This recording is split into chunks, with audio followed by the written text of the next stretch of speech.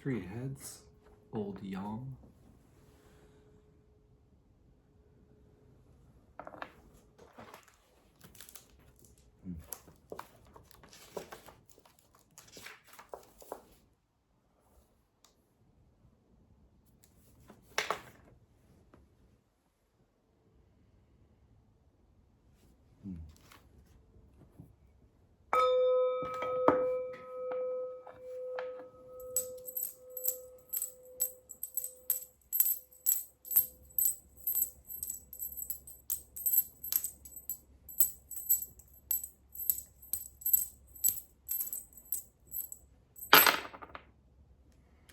Two heads, one tail, young yin.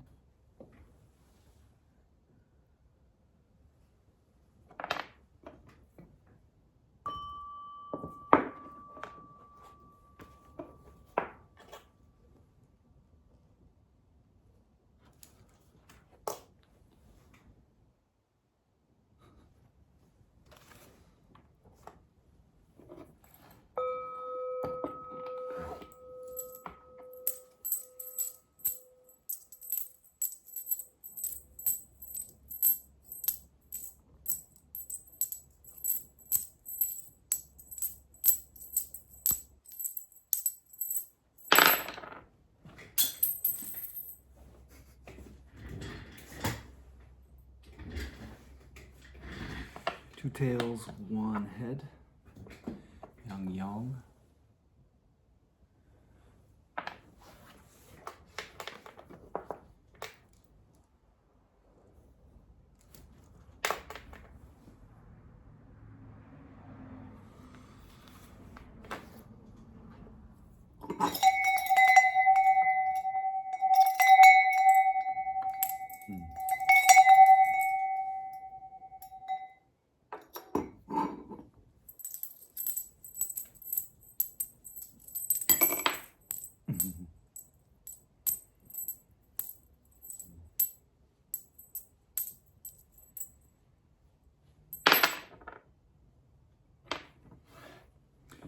Two heads, one tail, young yin.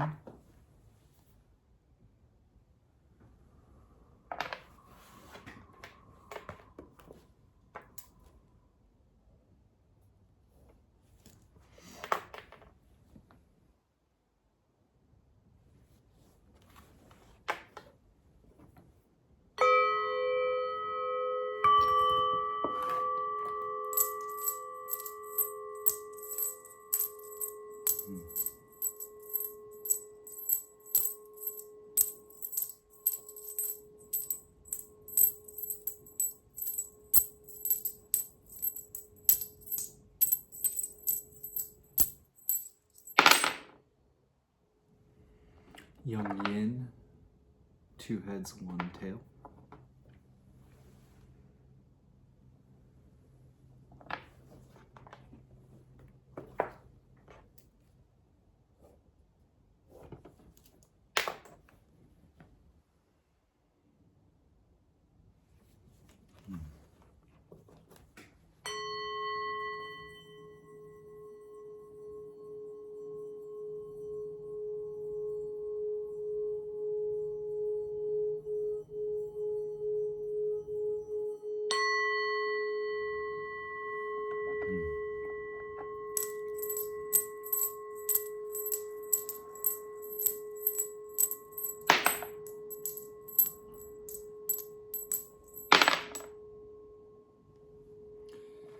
One head, two tails, yang yang.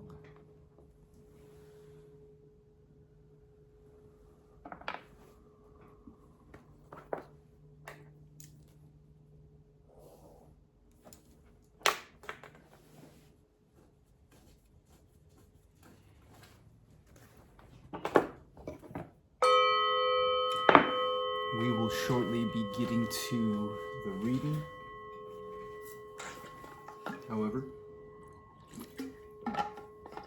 wanted to start out by taking into consideration the grand scheme of things. And that being said, interconnection, interconnectedness, our place and moment in time and history in both the cosmos and in just the world at large. Feel a sense of urgency about things, that things of substance, of value, of potential development for humanity, sacredness, the birth of the new, the honoring of the beauty of the old, all of that. A little bit about me. I've been apparently most of my life on a quest to find out how best I can be of service, right? Probably most of us feel a sense of that. Getting to where I'm at now with having launched this channel and where I see it having ended up currently, where it might be going, and the difference between that and where I had a vision for it in the beginning. I feel that we're at a moment in time here where we have the ability to do ourselves a huge favor, and I think by the evidence that I'm seeing, that is exactly what is happening and will happen. But a little bit of guidance would probably go a long way. Thus, the I Ching, a 3,000-year-old divination system, non-dual in nature, based on just yin and yang, right? I got into divination to try and have a sense of whether or not my ability to sense my own advancement when doing meditation was getting me anywhere or not, guided me eventually to the I Ching. It's well regarded all around. You ask anybody that knows divination systems, eventually you'll find your way to the I Ching. The people that I've talked to and glean from speak of it very highly. And here we are, right? Flipping coins, nothing fancy. There's a lot of in-depth stuff going on. I bring into it a lot of the resources that I find valuable myself. There's a lot of principle in it for me of programming the subconscious. A lot of people find value in listening to subconscious programming things while they're sleeping. I bring this practice into that realm where the subconscious and nature and the Tao kind of mesh together and wed, so that a sensing of the natural course can be ingrained into our subconscious and we can match that energy, if you will. Something I like about the I Ching is that it is, no matter if you get an auspicious or inauspicious reading, there's always advice on how to move forward, what the superior man or the Chun Tzu might do, or Chief Sun might do in any particular given situation, the idea of the sage. So where we're at in history, right? Crazy world we live in. I think that pointing at enemies externally is a problem. this is meant to be something that delves into, kind of like Plato's idea of the ideal society, but in, an ancient Chinese non-dual nature, and their idea of that. But breaking it down even further, it becomes something you can relate to the psyche and each of our own individual experiences and our understanding of the human mentality versus the mind of Tao, or the self versus the ego. And what that means is, I think for the future, that will be something that is and will need to be understood, is that the responsibility comes down to each and every one of us. And we all have an understanding of different energies and situations we've been through, but we might not always know the best route to get through particular circumstances in life. The I Ching wasn't, based on Taoist sages, meant to be something that was a divination system used for divination. It was meant to be something that was an alchemical process that could transform one from the human mentality into the mind of Tao, or become enlightened. This is something that, believe it or not, I've experienced using the I Ching. I've released some videos on my experience of that, and in various ways, but essentially came down to feeling that I had moved up into a lot of the energy that was swelling up into my eyes and getting stuck, moved up into above my eyes and the top part of my head, which later I learned was kind of like the energy moving into the quantum brain. Irda's method, I will leave a link to her website. She goes through scientific talks about how that is done. But this can be something you can use for free, that I personally can vouch for. This has worked for me. This is something that works. I have experienced it working. I've had to do a lot of this myself, trying to find a system that I could wholeheartedly buy into and support, that is based on ancient shamanism. It touches on non-duality, that we all come from the same. And it has both the idea of inspired action and also inaction, and the emptiness, the yin and the yang principle of the masculine get her done kind of attitude.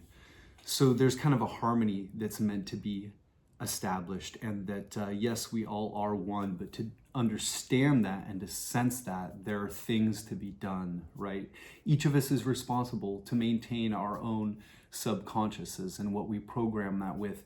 Largely in American society, at least, we don't check that at all, that whatever is clever, so to speak. And I think what we get out of not treating our own subconscious with the honor it's due is the kind of societal chaos and world craziness that we're experiencing.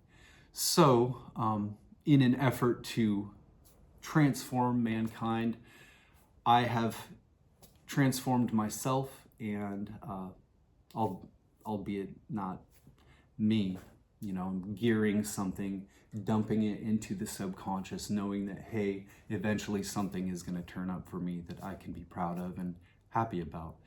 And I long to share that with you. This is something that I want everyone to have access to. I would call it a ladder to heaven, if you will.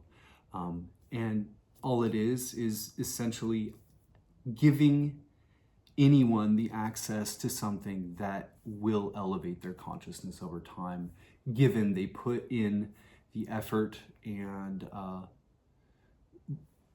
attention towards allowing it to do that for them. It is a divination tool, yes, but it's more than that. it is non-dual based and it raises your consciousness. So I hope people will take it seriously.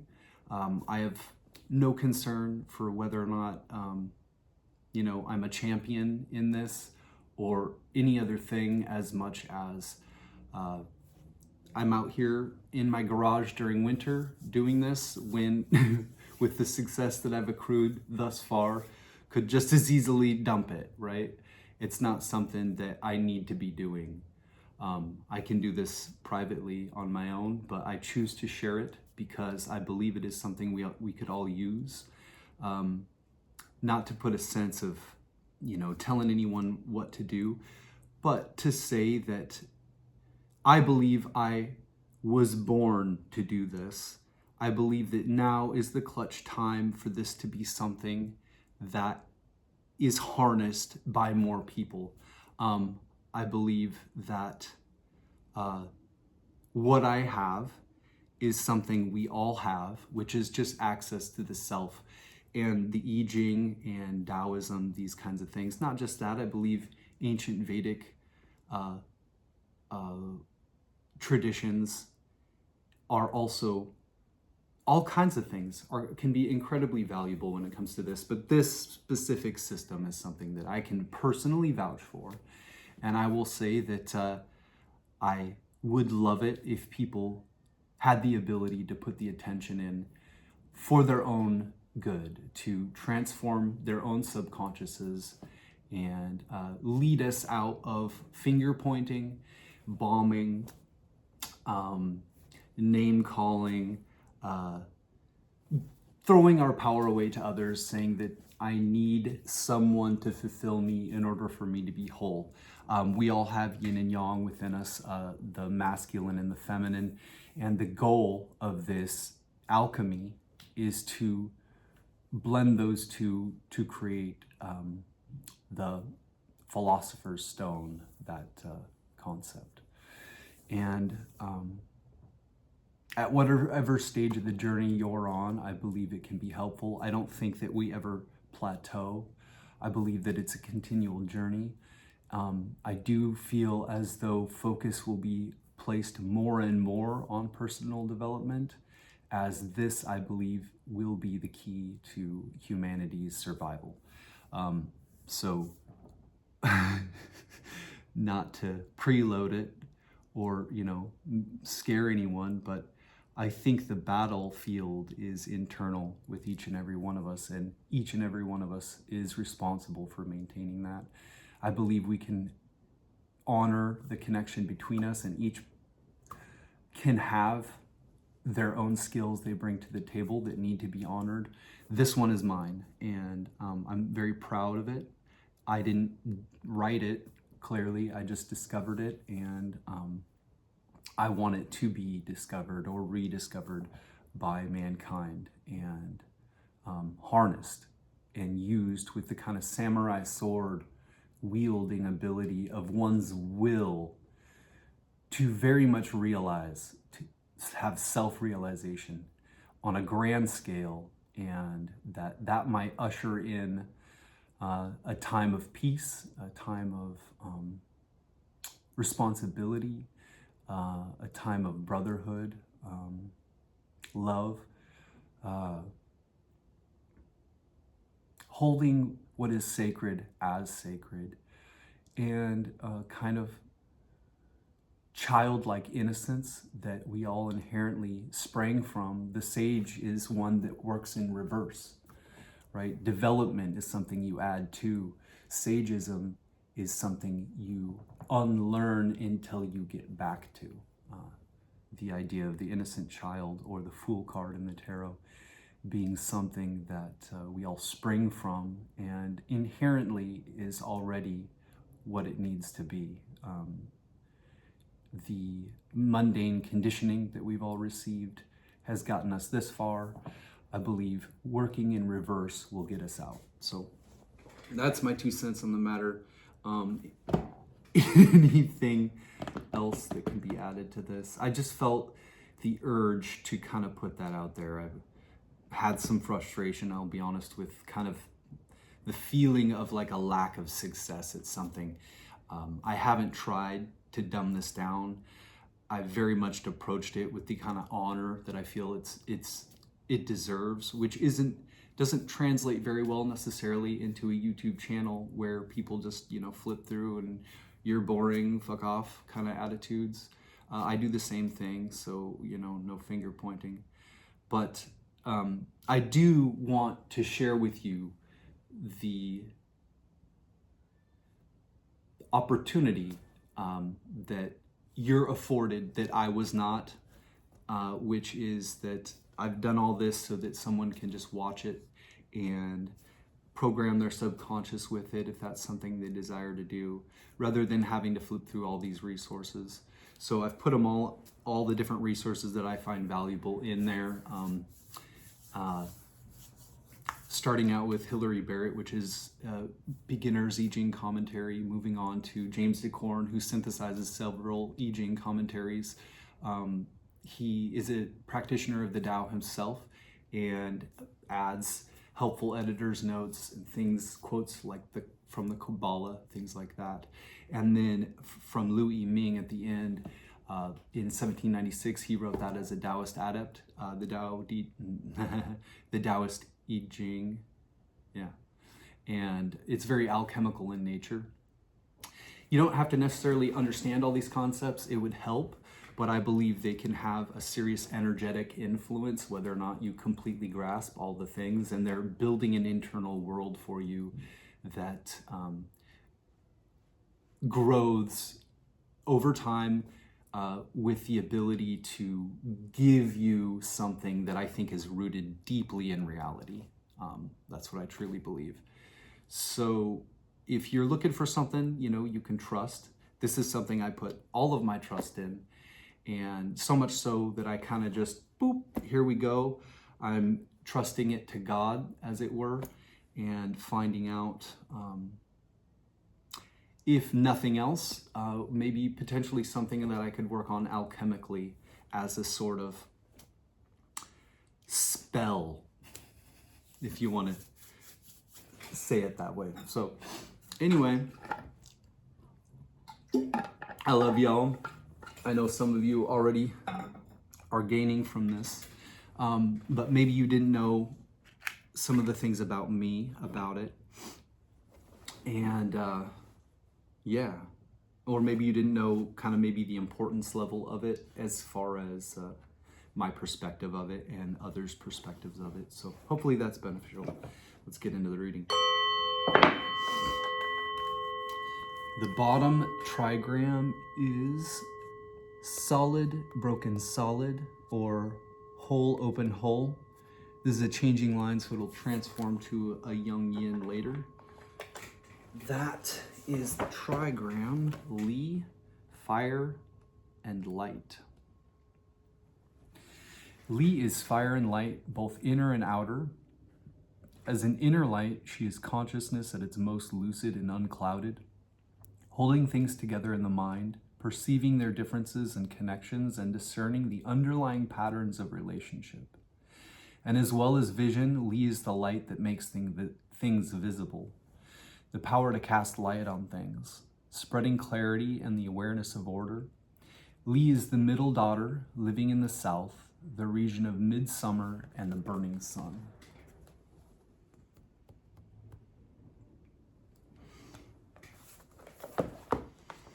Our top trigram of our primary hexagram will be read as broken, broken solid, which is Gen Mountain.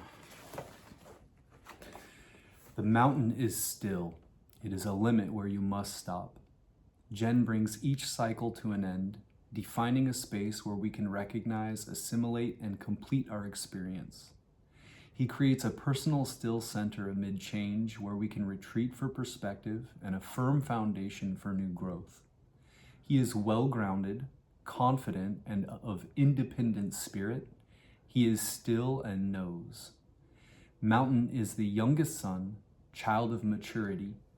In the cycle of directions and seasons, he is the northeast, late winter, approaching spring, the pivot between cycles.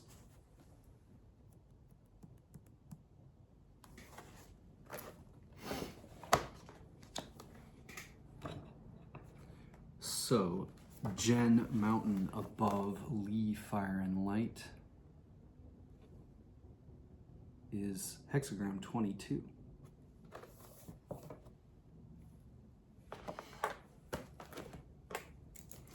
And our supporting hexagram, when Lee Fire and Light, the first line of it, solid transforms to a broken line, or a yang line. Old yang transforms to a young yin. We'll have broken, broken, solid. So again, it would be mountain. So it would be mountain above mountain. Gen Mountain above Gen Mountain is the hexagram 52.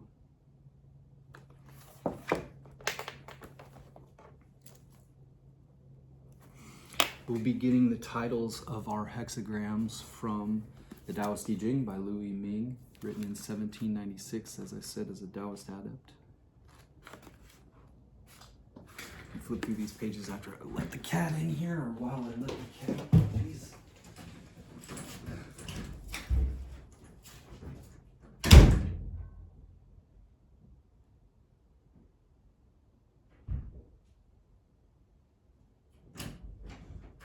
Sorry.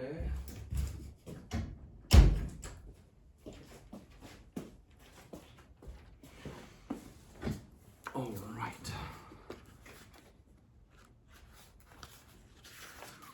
Cold fingers. Hexagram 22, Adornment. Private cultivation without ostentation, mutual complementarity of clarity and stillness. That one right there.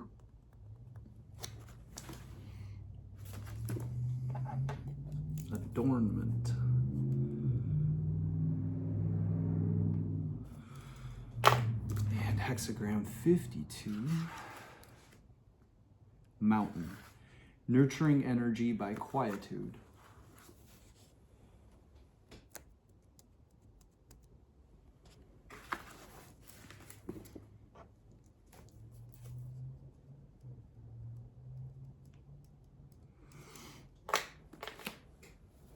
When we approach the I Ching to consult the oracle with a question we might have, that question is always going to have the general context of how can I act in creative relation with the spirits or forces shaping this moment of time. The way we understand the answer to that is in how the parts of our reading work together. The key to understanding a reading is to know your way around its main components, how they fit together and the different roles they play. If your reading includes changing lines, then you will need to understand primary hexagram, relating hexagram, and changing lines together. The two hexagrams in conversation with one another map out your whole answer. The primary hexagram shows you quite directly what your answer involves. The relating hexagram generally describes what the answer is about for you. It sets the primary hexagram in a broader context, an influence, a direction of travel, an underlying issue that has to do with you and your relationship to it all. If the two hexagrams map out a landscape for you, then the changing lines stick a pin in that map to say you are here, or at least here are some places you may find yourself. They are the immediate answer to your question. As the most specific, focused part of a reading, their message always takes precedence over all other elements. For example, the primary hexagram might describe a reassuringly secure situation, but a changing line could warn how insecure your position is within it.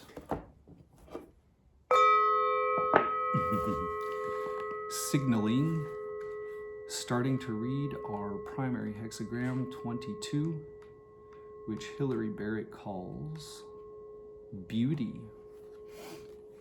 Key questions. How can you make the essence visible to others? What do you choose to communicate?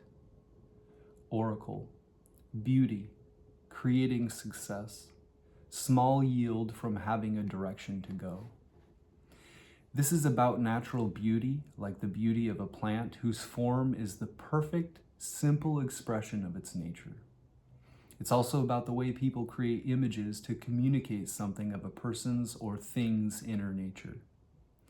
This becomes a fruitful way to engage with the world when you have a purpose in mind, like someone who becomes a suitor for the sake of his bride, or a figure of authority for the sake of those she teaches. This is an image created for the sake of communication and relationship as a first step towards a chosen destination. Yet it only bears a small yield because it is only a first small step. Becoming something for someone is not sufficient to bring about significant results on its own. It's not the same as wholehearted conviction or ultimate fulfillment. No created image could ever express a whole person. So this is not a time to concentrate on results. It's a time for imaginative, lively exploration of beautiful ways the essence could flower and be seen. Image. Below the mountain is fire, beauty. A noble one brings light to the many standards, but does not venture to pass judgment. Perhaps the firelight is flickering over the rock face, creating shifting patterns of light and dark, or perhaps this is the volcanic fire inside a mountain, still dynamically shaping what appears so solid and established from the outside. The inner light of awareness shines through the outer form, so a noble one sees all the standards, all the ways the world is governed and ordered from the inside. He understands how things are defined and how standards arise and how many forms the inner essence can take. So where could he possibly stand to pass judgment? Sequence. Beauty follows from Hexagram 21, biting through. Things cannot carelessly unite and be completed, and so beauty follows. Beauty means adorning. Merely bringing things together is not enough to create true unity. Just getting to the truth is not an end in itself. These things will have no real presence in the world. No one will be able to see or relate to them until they are fully and carefully expressed.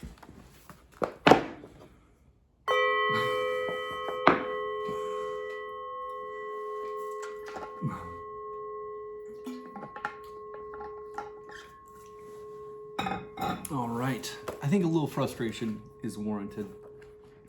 The last reading was the well and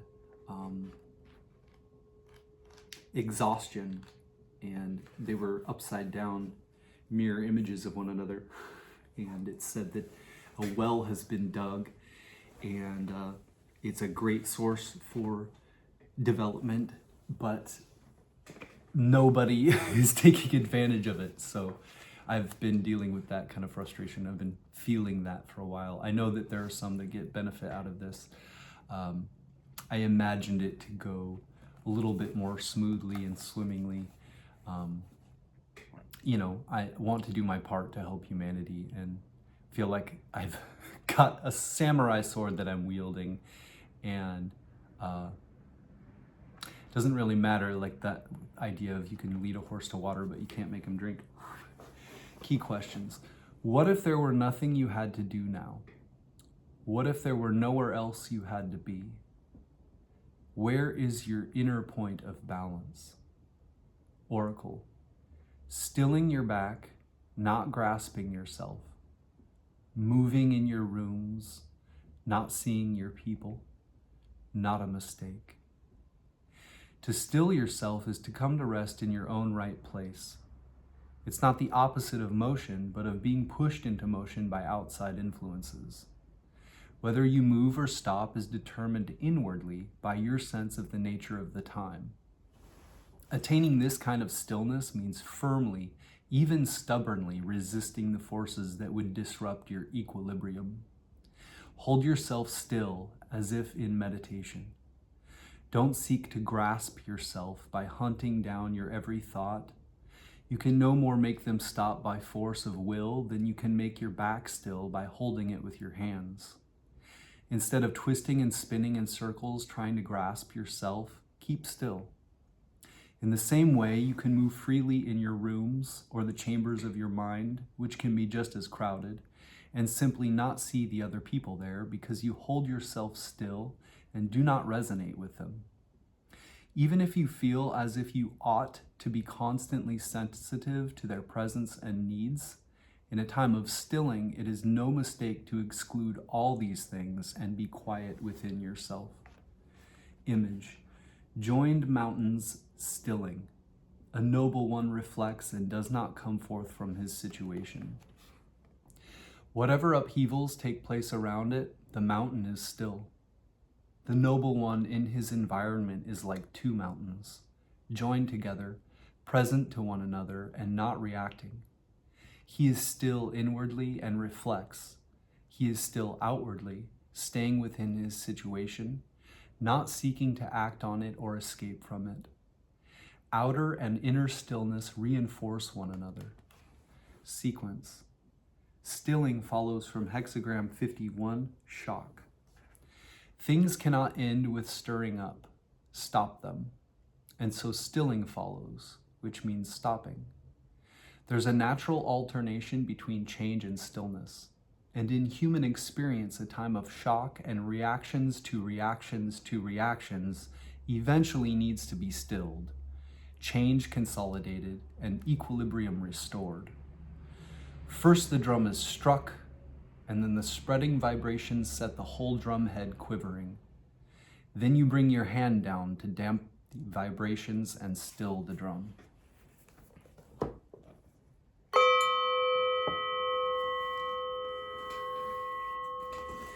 We'll go back to that supporting hexagram put our primary hexagram in a broader context, an influence, a direction of travel, an underlying issue that has to do with you and your relationship to it all. And our changing line 1, we'll put a pin in the map to say you are here, or at least here some places you may find yourself. Takes precedence over all other elements. And it has the general context of inklings just beginning to sense what could be involved or needed. Changing line 1 of hexagram 22, beauty.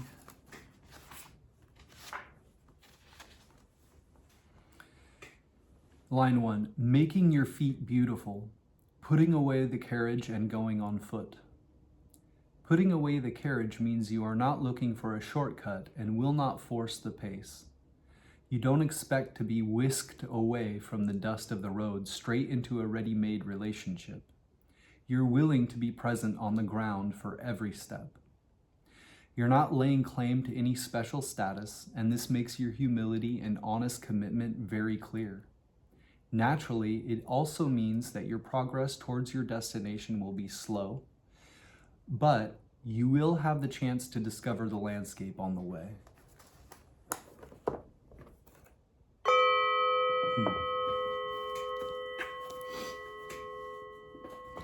We will now turn to James Dekorne, who, as I said, has synthesized several I Ching commentaries in one helpful place, and he's called it the Gnostic Book of Changes. I've given you links to his site where he's compiled all of those in the description box below. We won't be reading everything out of it, just the points that stick out to me. He calls hexagram 22 persona.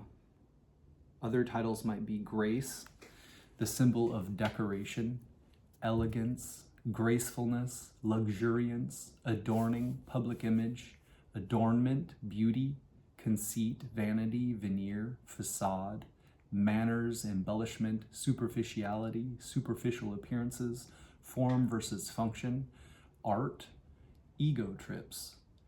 A quote from D.F. Hook often refers to conceit, vanity, or beauty. Beauty? It stresses that the content is more important than the outward appearance. Judgment, leg.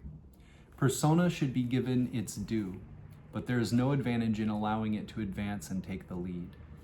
Wilhelm/Baines. Grace has success. In small matters, it is favorable to undertake something. Blowfold. Elegance. Success. Some small advantage can be derived from having a particular goal or destination. The implication is that the advantage is not sufficient to make it worthwhile to seek that goal or destination unless no special difficulty or inconvenience is involved. The arrangement of the lines in this hexagram is very similar to that in the previous one, but it is adjudged much more suitable. The general idea is that, like nature, we should conform to a regular and well-ordered pattern of behavior, which, since we are human beings and not mere animals, involves a high degree of refinement. From the point of view of divination, it would seem that this is a time to watch carefully so as to learn how those involved in the situation think and behave, the better to influence them for the good when the opportunity arises. Lu, gracefulness, success. Small undertakings benefit. Ritsuma/Karcher, adorning, growing, the small, harvesting, possessing, directed, going. This hexagram describes your situation in terms of its outward presentation. It emphasizes that building intrinsic value by embellishing appearance and displaying valor is the adequate way to handle it. Cleary 2, adornment is successful. It is beneficial to go somewhere in a small way. Wu, adornment is pervasive and shows small advantage of an undertaking. Adornment does not change the nature of what it adorns, but merely makes what it adorns appear more attractive. In other words, the change is mostly superficial, but not substantive. The image, leg. Fire at the foot of the mountain, the image of persona. Thus, the superior man adorns his rule with grace, but makes important decisions in conformance with higher laws. Wilhelm/Baines. Fire at the foot of the mountain, the image of grace. Thus does the superior man proceed when clearing up current affairs, but he dare not decide controversial issues in this way. Blofeld. This hexagram symbolizes fire at the foot of a mountain. The superior man, desiring to ensure the enlightened functioning of the various departments of state, dare not make light decisions regarding legal matters. The component trigrams, fire below mountain, suggests a brilliance which cannot be perceived from afar.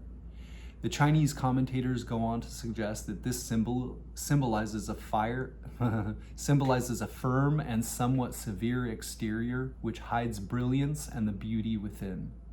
For purposes of divination, this should be taken as a pattern for our comportment in the matter at issue. Lu.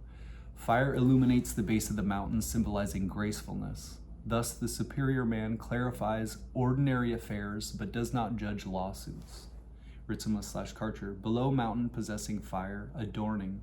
A chunsu, or chief son, or superior person, uses brightening the multitudinous standards without daring to sever litigating. Cleary 1. There is a fire below the mountain, adorning it. Thus do superior people clarify governmental affairs without presumptuous adjudication.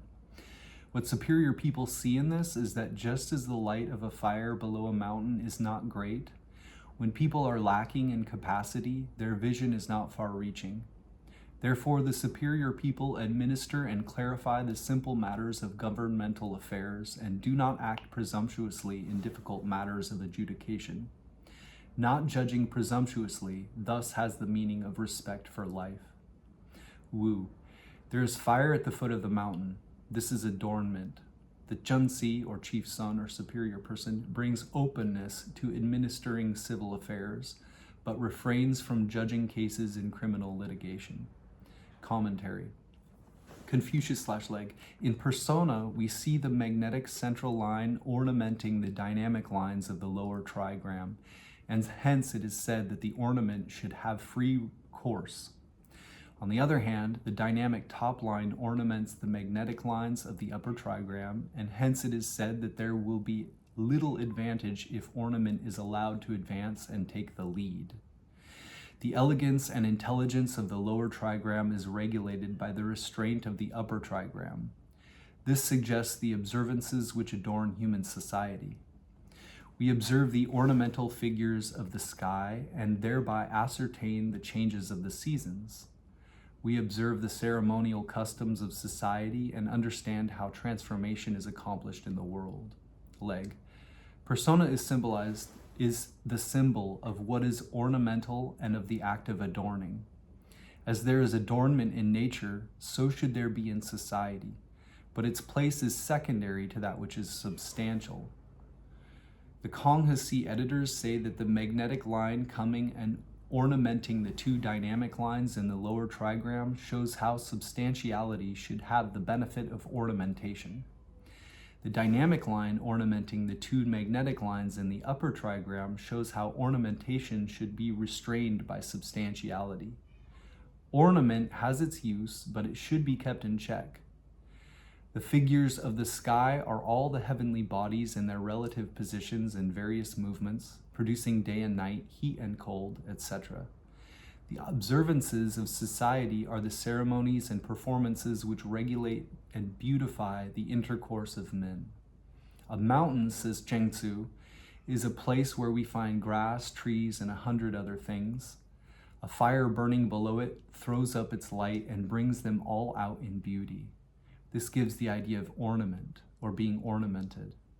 The various processes of government are small matters, and elegance and ornament help their course, but great matters of judgment demand the simple, unadorned truth.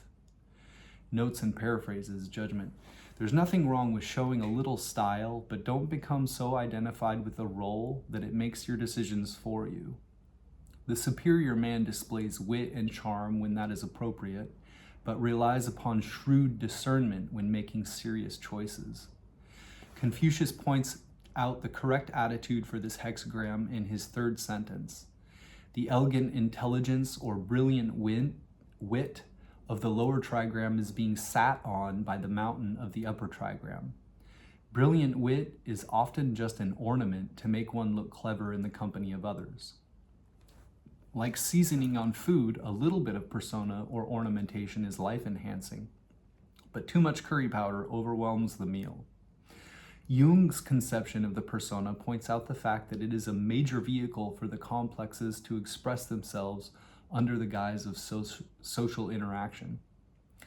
The quote from The Relations Between the Ego and the Unconscious, Jung, "The persona is only a mask for the collective psyche, a mask that feigns individuality and tries to make others and oneself believe that one is individual, whereas one is simply playing a part in which the collective psyche speaks." Wow. For an urban shipping clerk to wear cowboy clothes may be a legitimate expression of his personality, or it may be the only outlet available for repressed portions of his psyche. When he begins driving a pickup truck and frequenting country western bars, we might suspect that his role is playing him and the real self is being masked by excessive ornamentation or persona. We'll get a quote from Elizabeth Hayek in Initiation after I let this other cat in.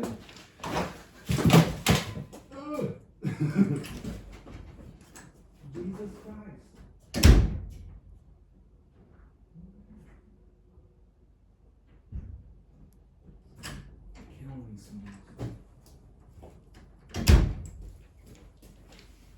Trying to get people to take the I Ching seriously. My own cats won't even do it. So a quote from Elizabeth Hayek in Initiation. "The person cannot be more than an instrument for the manifestation of the self. But people get so attached to their mask that they cannot free themselves from it anymore. They make a king out of the servant and separate themselves from their true being. They force their higher self into exile, into the unconscious." To receive this hexagram without changing lines suggests that perhaps you are more focused on form than meaning, or that superficial appearances are concealing something more substantive in the situation. Look deeper. What's really going on?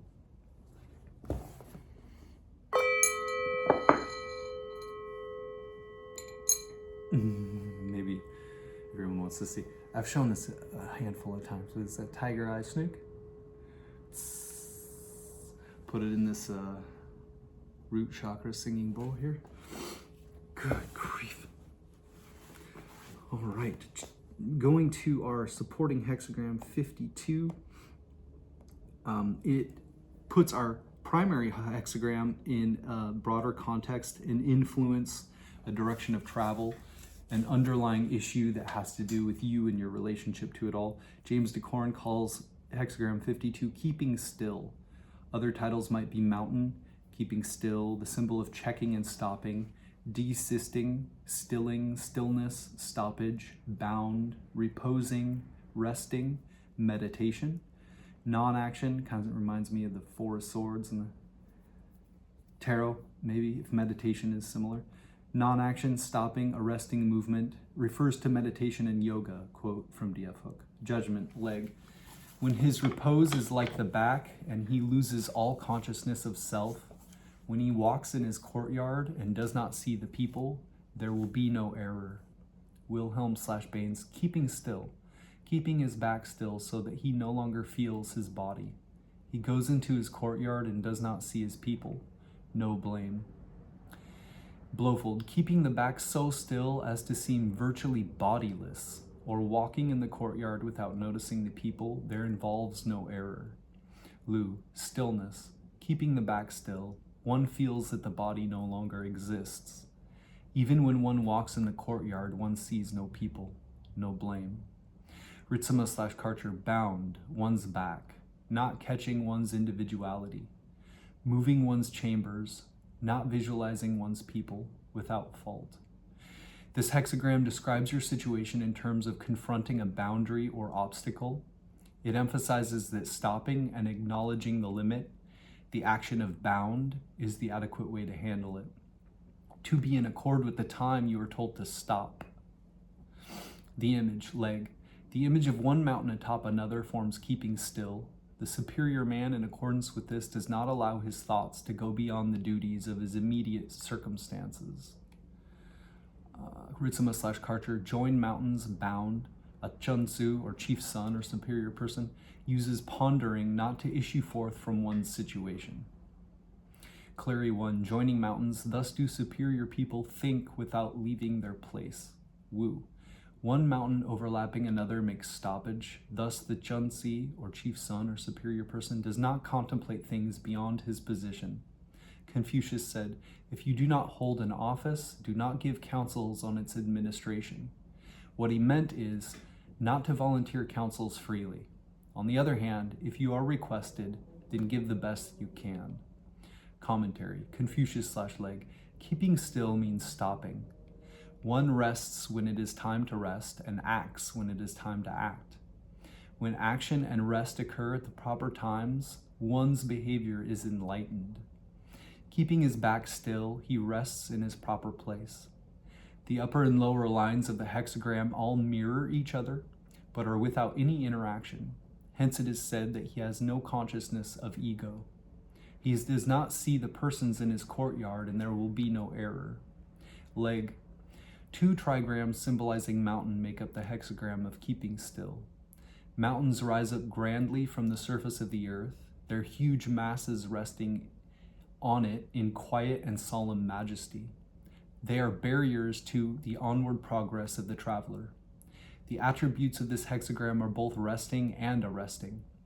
It denotes the characteristic of resting in what is right in principle, right on the widest possible scale, in the absolute conception of the mind, and in every possible position in which a man can be placed.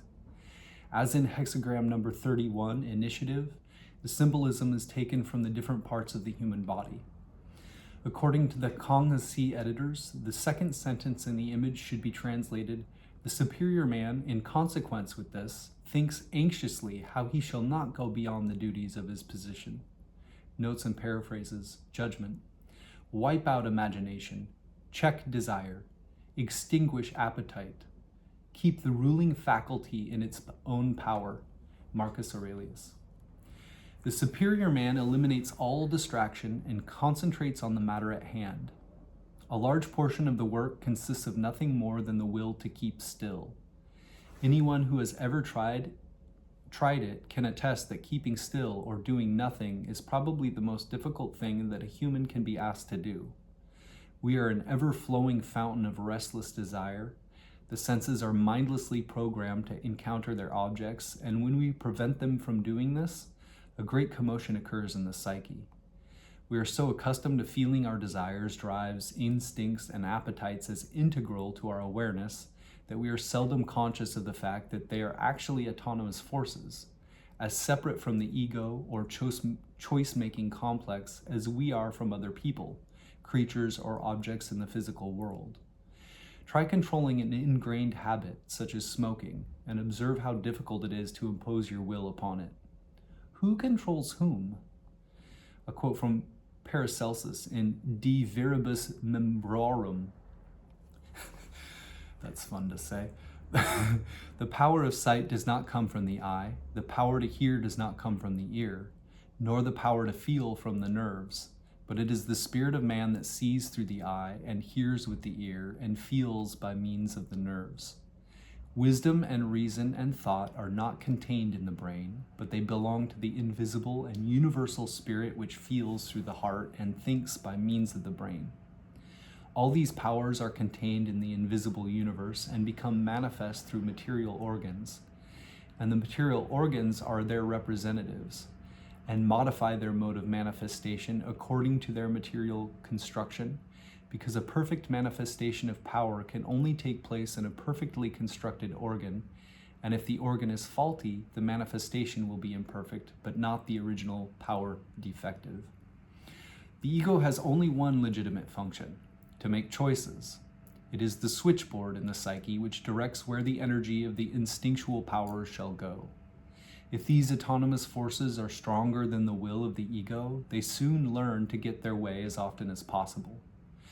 The main difference between an inferior and a superior man is that the latter has learned to control and direct his energies for a higher purpose. One of the best ways to acquire this ability is to learn the lessons inherent within keeping still. A quote from Roberto Osseagoli in Psychosynthesis. Psychoanalysis has demonstrated that the power of these images and complexes lies chiefly in the fact that we are unconscious of them, that we do not recognize them as such. When they are unmasked, understood, and resolved into their elements, they often cease to obsess us. In any case, we are much better able to defend ourselves against them. The lines of the upper and lower trigrams are mirror images of each other, yet not one of them has a proper correlate. They don't connect with each other. This suggests the separation of the senses from their objects. For example, eyeballs are sensory receptors designed for the perception of light and form. Close your eyes and they are prevented from contacting the phenomena they were created to perceive. That the psychic entities attached to this desire to perceive phenomena might resist restriction is a foregone conclusion, but the ego has control over the eyelids, or should have. Not seeing the people in one's own courtyard means that one ignores one's autonomous impulses. Regulation of the psyche's autonomous manifestations in accordance with the will of the self is for the purpose of gaining a controlling influence over one's karma. As stated herein many times, you, as ego, are nothing more than a tool created by the self for the direction of its own destiny. A quote from Robert Svoboda in Agora 3, The Law of Karma. Both karma theory and quantum mechanics refuse to accept that observers can exist independent of the systems they observe. Spiritual science goes so far as to take the observer's own internal universe and its states as its experimental field. For it is within that field that karma is produced and stored. The matter from which we and our obstructions are created includes both the dense physical material from which our bodies are built and the thoughts, attitudes, and emotions that make up our minds. Tantric practice is karmic engineering within this field of name and form, orchestration of substance and action into result. First, you direct new causes against previous effects to nullify adverse influences on your awareness. Then you unleash yet further actions to negate the influence of the nullifying actions. How any ego could tackle such responsibilities with any hope of progress is impossible to imagine without the direction of the self.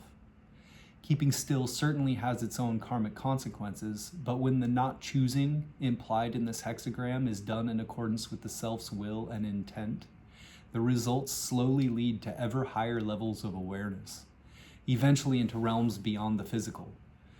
That is what the work is all about. Any other choice is to lock ourselves into a continuous round of birth and death in physical manifestation. A quote from Rabbi David Cooper in God as a Verb. The Kabbalists teach that everything we do stirs up a corresponding energy in the other realms of reality. Actions, words, or thoughts set up reverberations in the universe. The universe unfolds from moment to moment as a function of all the variables leading up to that moment. When we remain cognizant of this mystical system, we are careful about what we do, say, or even think, for we know that everything is interdependent. We know that a seemingly insignificant gesture could have weighty consequences.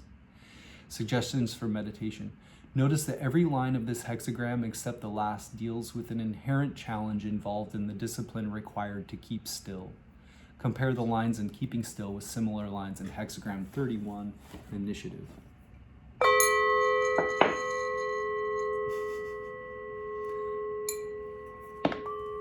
We will now go back to our primary hexagram 22 to read our changing line 1, which puts a pin in the map to say you are here, or at least here are some places you may find yourself, takes precedence over all other elements, and the general context of changing line 1 is inklings, just beginning to sense what could be involved or needed.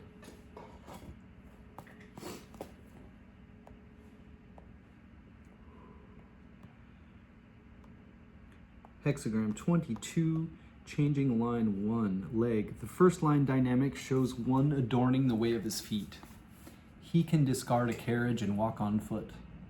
Lu, he decorates his toes and leaves the carriage. He would rather walk. Activity benefits, but stagnation does not. Slofnacy, making luxurious his feet, discarding the chariot and going on foot. Commentary, Confucius/leg. Righteousness requires that he should not ride. Wilhelm/Baines, it accords with duty not to ride. Blofeld, he declines to make use of the carriage at his disposal. This implies progressing in the way we know to be right and declining the help of those who are anxious to lead us from the path of rectitude. Ritzema/Karcher, righteously nothing to ride indeed. Cleary 2, it is right not to ride. Wu, because it is right not to ride in it. Leg, line 1 is dynamic in a dynamic place at the bottom of the hexagram. He is also the first line in the trigram of fire or light, suggesting what is elegant and bright. He has nothing to do but to attend to himself. Therefore he cultivates, adorns himself in his humble position. If righteousness demands it, he can give up every luxury and indulgence. He neither cares for nor needs adornment, and will walk in the way of righteousness without it. Notes and paraphrases. Su. At the outset, the man is tempted to create a falsely flattering public image for himself. A simple demeanor is more gracious and fitting to his position. Wing. Move forward under your own power and avoid false appearances, dubious shortcuts, or ostentatious behavior. It is most important now that you rely upon your own worth. Wilhelm, from Lectures on the I Ching. Now the attribute of art or grace consists of discarding all non-essential adornments. It consists of leaving out everything superfluous and of confining art to its appointed place. Editor. The feet here are regarded as more substantive than the carriage, suggesting that one must rely on one's own inner worth rather than a vehicle of ostentatious superficiality. Suggested is the need to abandon a crutch of some kind. A quote from E.C. Whitmont in The Symbolic Quest. The self is the entity, then, that plots the way for an individual life, that directs and demands in an individual fashion. But the self also insists that the ego take responsibility within the limits that are set for it. The wisdom of life lies in discovering where individual will and choice can operate, where limitations and responsibility begin and end. James Dekorne breaks changing line 1 down into one succinct possible definition. A, you are able to make your own decisions. You can stand on your own 2 feet. Rely now upon your own resources and initiative. Could be a test.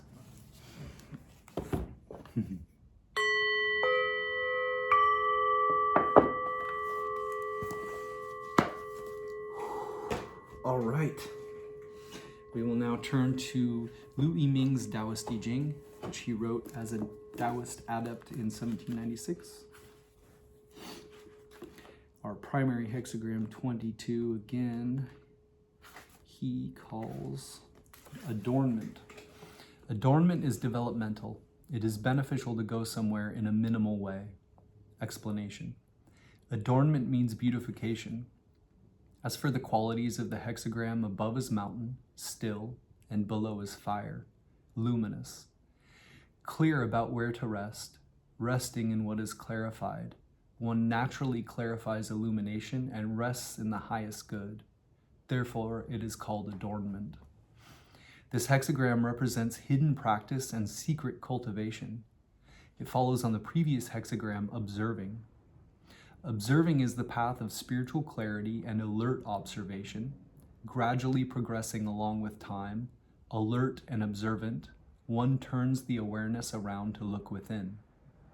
Wise yet appearing ignorant, adept yet appearing inept. One stabilizes clarity so that clarity develops and understands stopping and stilling so as to rest in the appropriate place.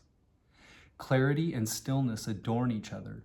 Thus, clarity is not misused and stillness does not degenerate into quietism. Clarity is the body of stillness. Stillness is the function of clarity. Thus, clarity is not damaged and stillness is not correct. So clarity and stillness are developmental. Although clarity and stillness adorn each other, one should value still clarity.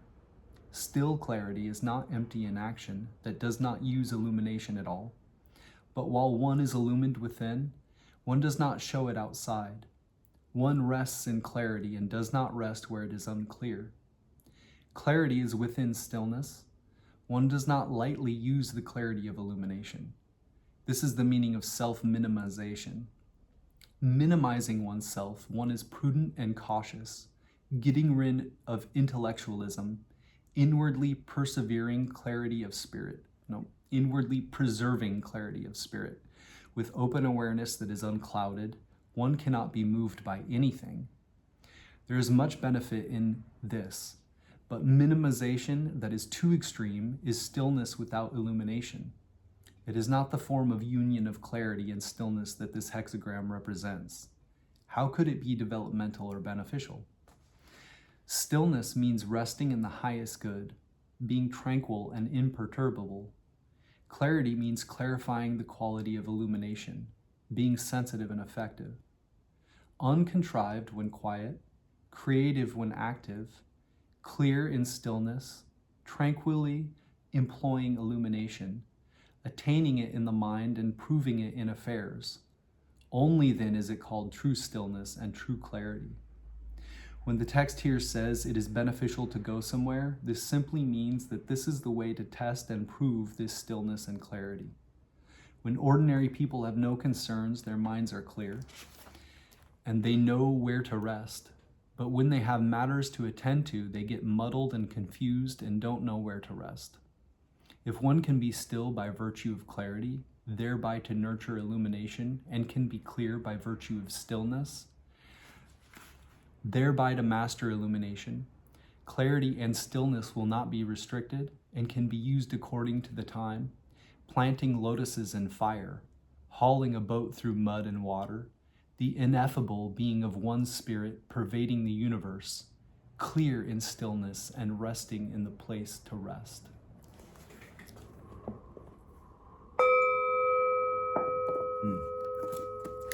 And our supporting hexagram 52 puts our primary hexagram in a broader context and influence the direction of travel, an underlying issue that has to do with you and your relationship to it all.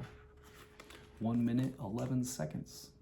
Nope, 1 hour, 11 minutes and 11 seconds. Mountain. Stopping at the back, one does not have a body. Walking in the garden, one does not see a person. No fault. Explanation. Mountain represents stopping, stillness. In the body of the hexagram, one yang rests on top of two yins. The yang is above, the yin is below. Yang governs yin and yin obeys yang, so the celestial is not damaged by the mundane. Inwardly still and outwardly still, one stops inside and also stops outside. Because one's stillness pervades inside and outside, it is called mountain. This hexagram represents nurturing energy by quietude, discerning the good and holding fast to it. It follows on the previous hexagram, the cauldron. In the cauldron, one follows an initiatory process to produce illumination. Illumination comes from following the procedure. Illumination, reaching everywhere without becoming defective anywhere, refines the great elixir. But if you want to refine the great elixir, you cannot do so unless you discern the good and hold fast to it, staying in the proper place. Staying in the proper place does not mean empty inaction. The path has both action and stillness, and both action and stillness must stay in the proper place. In the qualities of the hexagram, the inner stopping means stillness, staying in the proper place, and the outer stopping means action, staying in the proper place. By stillness, you develop the abode of rest. By action, you test the abode of rest. By the former stopping, you reach the latter stopping. By the latter stopping, you master the former stopping. Action and stillness both end up in a single stillness. Stillness upon stillness, it is like the one stopping on the back of the other. Therefore, the text says, stopping at the back. Stopping on the back of stopping is acting from stillness, testing stillness with action, so action and stillness are one continuum. Then stillness does not become empty quietism, and action does not become unbridled indulgence. Action is none other than stillness. Stillness none other than action. Stillness is of course still. Action too is still. Inside and outside are one stillness, staying in the proper place without shifting. Therefore, one does not have a body. Walking in the garden, one does not see a person. Not having a body means there is no self. Walking in the garden, not seeing a person, means there are no others. Ordinary people discriminate between self and others, inside and outside, because they have consciousness. When there is consciousness, there is self. When there is self, there are others. When there are self and others, one doesn't know where to stop. If one can stop at the back, then the consciousness of self and others sublimates. When there is no consciousness of self and others, then the human mentality leaves and the mind of Tao arrives. There is only one truth. Act and rest according to truth. In repose, you preserve correctness. Stillness is accomplished by realizing truth, not by the body. Resting in the proper place, inwardly you are unaware of having a body. In action, you act correctly, acting on the truth, not in obedience to other people. Stopping in the proper place, outwardly you do not mind other people. With no self or others, having been able to stop inside, you can also stop outside. Active or still, according to the time, inwardly and outwardly in communion with the Tao. Both action and stillness come forth from mindlessness. Through this one principle, all faults can be eliminated. If learners can apply their efforts to this double stilling, stopping in the proper place without wavering, then they will finish all tasks by this one attainment. Why worry that the gold elixir won't form or the great Tao will not be realized?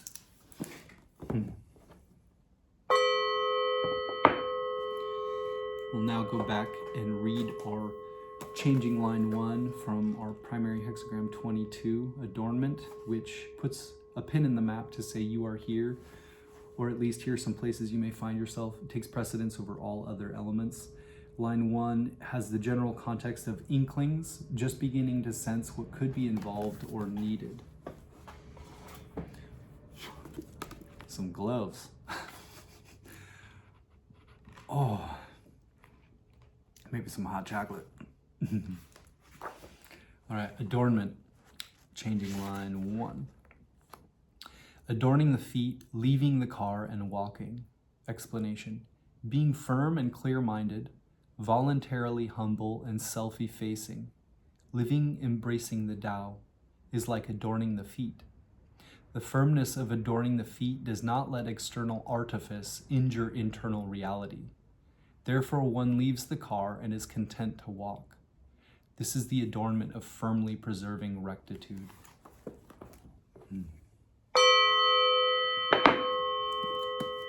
We'll also read the commentary on our primary hexagram and supporting hexagram.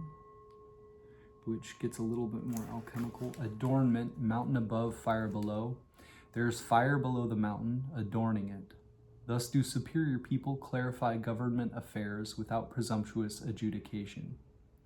Adornment is beautification. Above is mountain, below is fire. There is fire below the mountain. When there is fire below the mountain, everything below the mountain is bathed in its light, and the fire illumines the mountain. This is the image of adornment. What superior people see in this is that just as the light of a fire